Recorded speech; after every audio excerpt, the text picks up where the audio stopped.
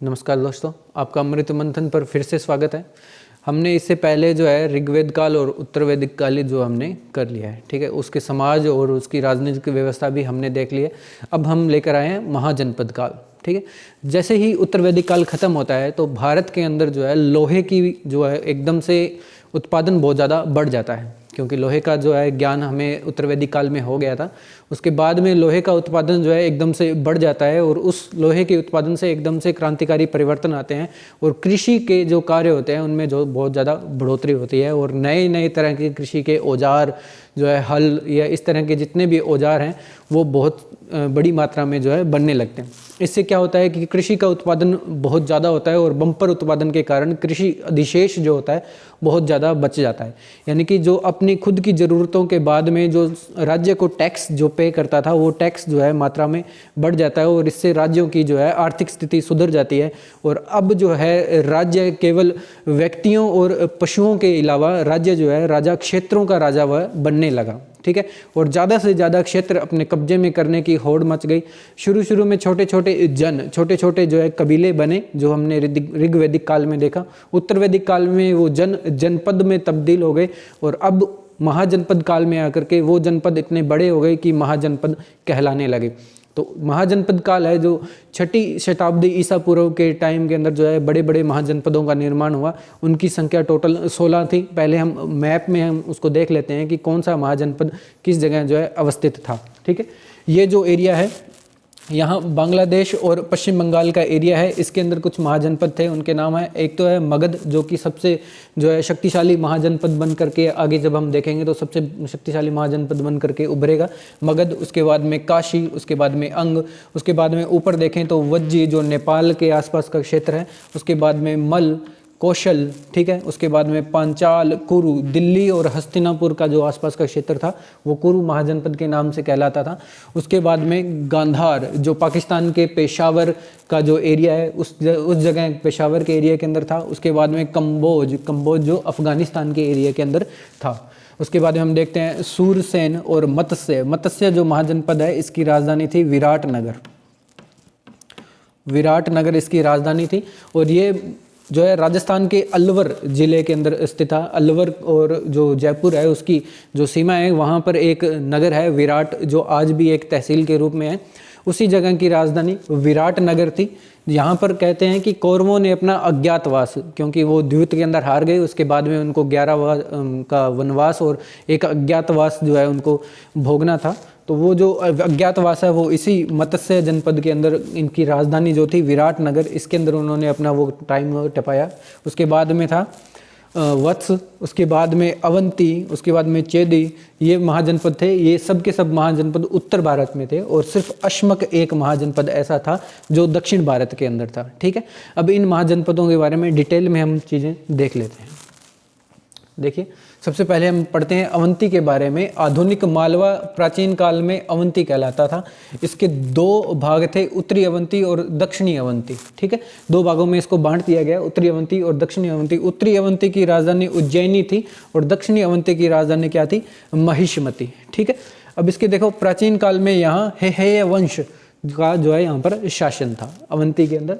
Next देखते हैं अश्मक या अस्सक जो था उसका नाम था। दक्षिण भारत में एकमात्र महाजनपद, जैसा कि मैंने थोड़ी देर पहले आपको बताया, नर्मदा और गोदावरी नदियों के बीच की इसकी जो है अवस्थित थी। इसकी राजधानी क्या थी? पोतन, ठीक है। पोतन या कई जगह इसको पोटन भी लिखा गया है, पोतन को पोटन भी कहा गया है, ठीक है। उसके बाद में यहाँ के राजा कौन थे? इक्ष्वाकु वंशीय यहाँ के राजा थे और इसकी जो है अवंती के साथ निरंतर जो है संघर्ष चलता रहता था। धीरे धीरे यह राज्य अवंती के अधीन हो गया, ठीक है। यानी अवंती जो हमने पढ़ा इसके साथ जो है लगातार इसका संघर्ष चलता रहता था और अंत में अवंती ने इसे जीत लिया। उसके बाद में बात करते हैं अंग, ठीक है। अंग जो है मगध के पूर्व में था, मैंने आपको बताया अभी थोड़ी देर पहले हमने मैप के अंदर देखा। देखो ये मगध है और इसके पूर्व में ये अंग है जो आधुनिक बांग्लादेश के और पश्चिम बंगाल के क्या है बॉर्डर के ऊपर स्थित है, ठीक है। अंग जो है, अंग महाजनपद जो है भागलपुर जिला जो था उसके अंदर है। मुंगेर और भागलपुर जिला जो बिहार का है आधुनिक, ठीक है। इसकी राजधानी चंपा थी, ठीक है। इस अंग का मगध के साथ लगातार संघर्ष चलता रहता था और अंत में मगध ने जो है इसे जीत कर इस राज्य को जो है अपने अंदर इसमें मिला लिया, ठीक है। अब नेक्स्ट देखते हैं कंबोज। कंबोज जो है गांधार कश्मीर के उत्तर के जो पामीर का पठार आज तिब्बत का क्षेत्र है जो है इसके अंदर आता था। उसके बाद में बदख्शां का प्रदेश और कंबोज महाजनपद, इसको क्या कहते थे, इस जो पामीर का पठार, गांधार, कश्मीर और बदख्शां का जो प्रदेश है वो सारा का सारा प्रदेश क्या कहलाता था, कंबोज महाजनपद कहलाता था, ठीक है। हाटक जो है या राजपुरी जिसको कहते हैं यहाँ की राजधानी थी। दूसरी बात करते हैं काशी। काशी जो आधुनिक वाराणसी जो है इसकी राजधानी थी, जो आधुनिक वाराणसी शहर है। उसके बाद में वरुणा 80 नदियों के संगम पर जो है ये राजधानी बसी थी। वर्तमान की वाराणसी के आसपास का क्षेत्र इसमें सम्मिलित रहा था। जैन तीर्थंकर जो है पार्श्वनाथ के पिता अश्वसेन काशी के राजा थे। जब हम जैन धर्म पढ़ेंगे तो उसके अंदर देखेंगे पार्श्वनाथ नाम के एक तीर्थंकर हुए जिनके पिता के नाम क्या था, अश्वसेन, वो काशी के राजा थे। इसका कौशल राज्य के साथ संघर्ष चलता था और जो है गुट्टिल जातक के अनुसार जो है काशी नगरी 12 योजन में विस्तृत थी, यानी कि इसका विस्तार बताया गया। भारतवर्ष की सर्व प्रधान नगरी किसको कहा जाता था, काशी को कहा जाता। आज भी काशी का बहुत महत्व भारत के अंदर है, ठीक है। अब नेक्स्ट देखते हैं। नेक्स्ट है कुरु। कुरु क्या है, आधुनिक हरियाणा, दिल्ली और यमुना नदी के पश्चिम का जो है अंश इसके अंदर क्या था, शामिल था। मैंने आपको अभी बताया था जब हमने मैप के अंदर देखते हैं इसके अंदर कुरु ये यहाँ स्थित है। यहाँ हमारी राजधानी जो भारत की आधुनिक राजधानी है दिल्ली, उसका एरिया जो है इसके अंदर सम्मिलित था, दिल्ली और हरियाणा के आसपास का। इसकी राजधानी क्या थी, इंद्रप्रस्थ, जो कि क्या है हस्तिनापुर, जो महाभारत के अंदर हस्तिनापुर का नाम मिलता है उसी की राजधानी हम इंद्रप्रस्थ देखते हैं। तो वही इंद्रप्रस्थ जो है कुरु की राजधानी थी, ठीक है। और महाभारत में हम बार बार ये भी सुनते हैं कि कुरु वंश के जो लोग हैं, जैसे कि हम पांडव और कौरवों की बात करते हैं तो वो अपने आप को कुरु वंशीय जो है उसके अंदर बार बार बताते हैं, ठीक है। अब जैनों के उत्तराध्ययन सूत्र के अनुसार जो है इक्ष्वाकु नामक राजा का उल्लेख मिलता है। जातक कथाओं के अनुसार जो है इसके अंदर सुत, सोम, कौरव और धनंजय यहाँ के राजा माना गया है। देखिए कौरव जो मैंने अभी आपको बताया जो महाभारत काल के अंदर जो है संबंधित थे। उसके बाद में अपने बात करते हैं कुरु धम जातक के अनुसार यहाँ के लोग अपने सीधे साधे मनुष्यचित बर्ताव के लिए अग्रणी माने जाते थे और दूसरे राष्ट्रों के लोग उनसे धर्म सीखने आते थे, ठीक है। हमने बात करी महाभारत के अंदर भी हम देखते हैं कि कौरव और पांडव दोनों जो है उनके जो चरित्र थे वो एक दूसरे के विपरीत थे। कौरवों को जो है उनका चरित्र बुरा दिखाया गया है और वहीं पांडवों को सीधा साधा और धर्म पर उनको जो है चलता हुआ दिखाया गया। वही बात यहाँ बताई गई है कि जो है धर्म बर्ताव के कारण वो लोग क्या थे, अग्रणी थे और दूसरे लोग उनसे धर्म के जो है पाठ पढ़ने जो है इस जनपद में आते थे। उसके बाद में बात करते हैं कौशल उत्तर प्रदेश की अयोध्या जो जिला है, अयोध्या जिला और गोंडा बहराइच के क्षेत्र में शामिल थे, इसके अंदर शामिल थे। इसकी जो है प्रथम राजधानी अयोध्या थी, द्वितीय राजधानी जो है श्रावस्ती थी। कौशल का एक जो है राजा कंस को जो है पाली ग्रंथों में क्या बताया गया, इसमें बारान सिंघा, ठीक है, इसको सिंघहु बताया गया है, बारान सिंघहु इसको बताया गया, ठीक है। हम बात करते हैं, देखो कौशल की जब हम बात करते हैं तो कहाँ से जो आधुनिक अयोध्या थी उसकी राजधानी उसको बताया गया। उसके बाद में श्रावस्ती जो है इससे संबंधित बताया गया है। उसी ने जो है काशी को जीत कर कौशल में मिला लिया था और कौशल देश के राजा प्रसेनजीत थे। ये जो प्रसेनजीत है, आगे हम जब मगध के उत्कर्ष की बात करेंगे, जब मगध जो अपने पूर्ण शक्ति पर था तो वहाँ का जो संस्थापक, जो हरेक वंश का संस्थापक था बिंबिसार, उसका जो है समकालीन एक व्यक्ति था प्रसेनजीत और यही प्रसेनजीत भगवान बुद्ध का क्या था, समकालीन था।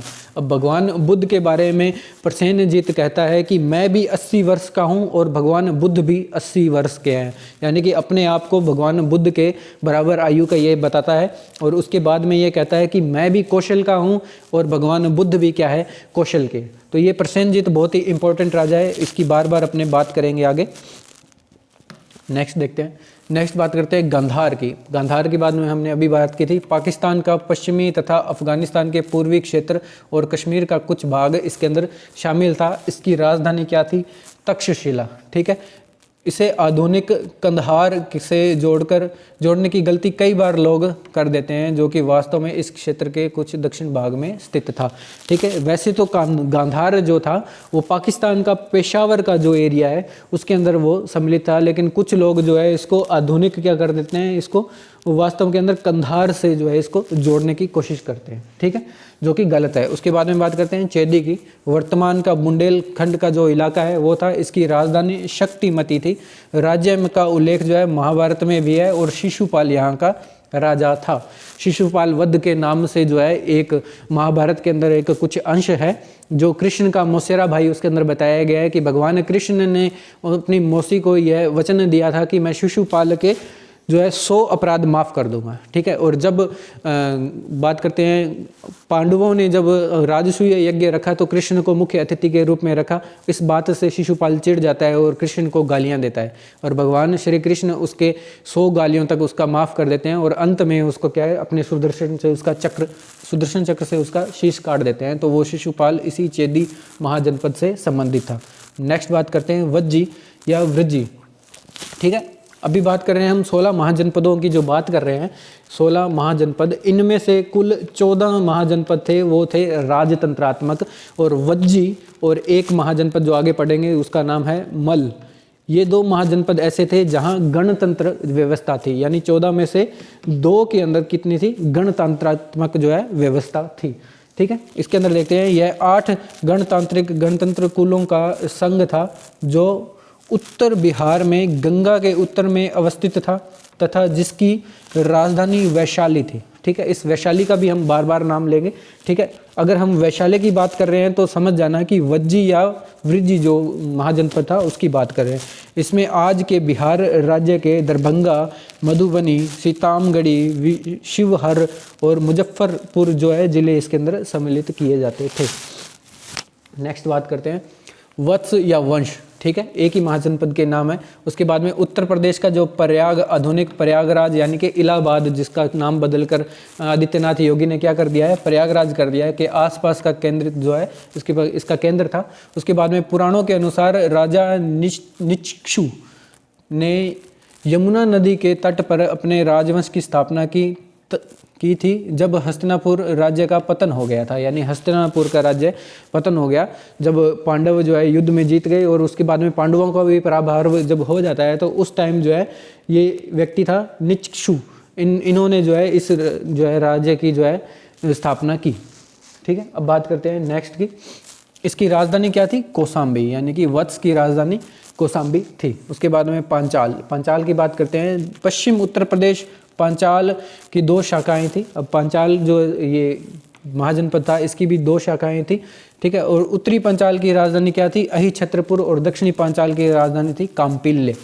ठीक है, उसके बाद में बात करते हैं मध्य का जो दोआब है यानी बदायूं और फर्रुखाबाद का जो क्षेत्र है वो इसके अंदर आता था। उसके बाद में चुलानी ब्रह्मदत्त पांचाल देश का एक महान शासक था।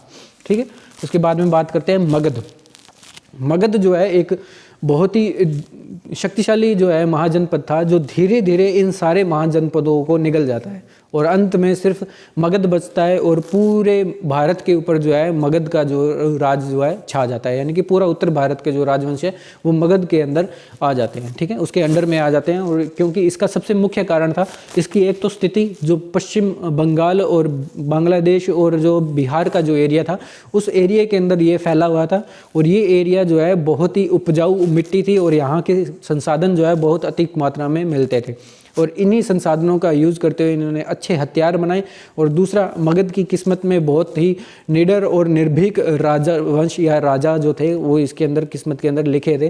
तो इससे क्या हुआ, मगध को उन्होंने एक अलग ही ऊंचाई पर पहुंचा दिया। ठीक है, तो इसके बारे में देख लेते हैं। मगध महाजनपद दक्षिण बिहार, पटना, गया जिले के अंदर इसकी स्थिति थी। उसके बाद में इसका प्रारंभिक राजधानी राजगीर थी, जो चारों ओर से पर्वतों से घिरी होने के कारण गिरिव्रज के नाम से जानी जाती थी। ठीक है, अब मगध की स्थापना बृहदत्त ने की थी। अब बृहदत्त का नाम भी महाभारत के अंदर आता है। ठीक है, जिसकी कृष्ण के साथ बार बार युद्ध होता है और हर बार ये हार जाता है। अंत में इसी बृहदत्त को जो है बृहदत्त वंश की स्थापना करता है और इसी बृहदत्त को भीम 2 टुकड़ों में तोड़ देता है। ठीक है, अब बात करते हैं नेक्स्ट बृहदत्त के बाद में जरासंध, जिसको मैंने बताया था कि भीम 2 टुकड़ों में तोड़ देता है, का शासक होता है। और शतपथ ब्राह्मण में इसे क्या कहा जाता है, किक्ट कहा गया है। आधुनिक पटना और गया जिले इसके अंदर आते हैं। ठीक, नेक्स्ट देखते हैं। मत्स्य या मच्छ जो है, ये मैंने अभी आपको बताया था जब हम देख रहे थे राजस्थान का जो एरिया है, इसके अंदर ये है, ये मत्स्य महाजनपद जिसके बारे में हमने बात की थी, इसी महाजन की बात अब हम करेंगे इसके अंदर।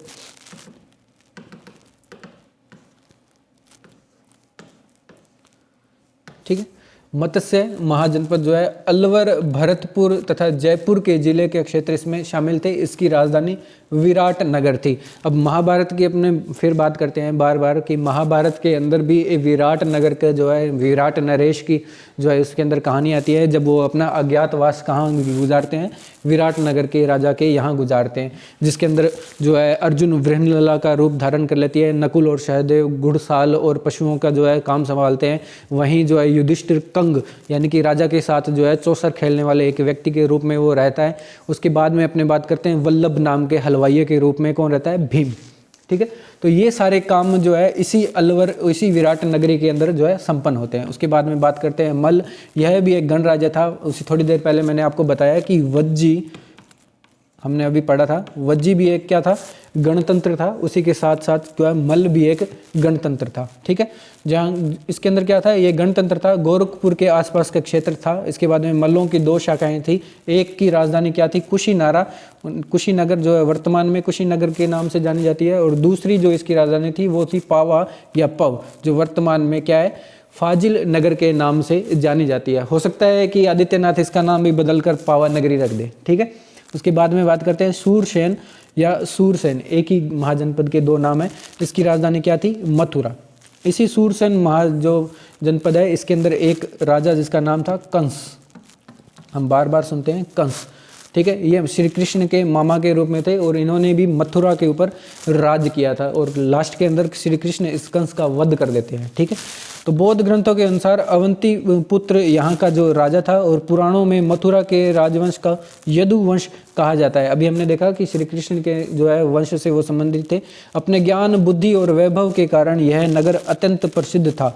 ठीक है, उसके बाद में भारत में कुंभ मेले का आयोजन 4 स्थानों पर किया जाता है।